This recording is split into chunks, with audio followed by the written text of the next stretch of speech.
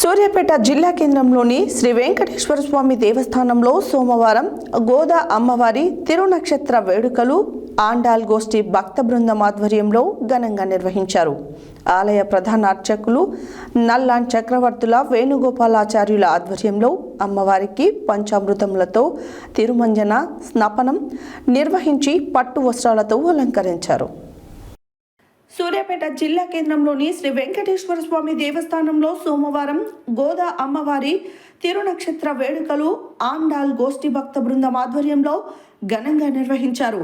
ఆలయ ప్రధాన అర్చకులు నల్లన్ చక్రవర్తుల వేణుగోపాల ఆచార్యుల ఆధ్వర్యంలో అమ్మవారికి పంచామృతములతో తిరుమంజన స్నపనం నిర్వహించి పట్టు వస్త్రాలతో అలంకరించారు.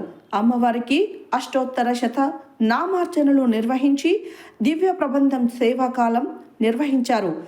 తదనంతరం భక్తులకు తీర్థప్రసాద వినియోగం జరిపి అన్నప్రసాదాన్ని అందచేశారు.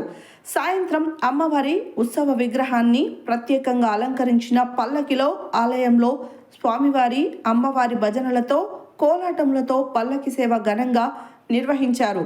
ఈ కార్యక్రమంలో ఆలయ అర్చకులు, కార్యనిర్వహణ అధికారి వై శ్రీనివాసరెడ్డి, ఆండాల్ గోష్ఠి భక్త బృందం, భక్తులు అధిక సంఖ్యలో పాల్గొన్నారు.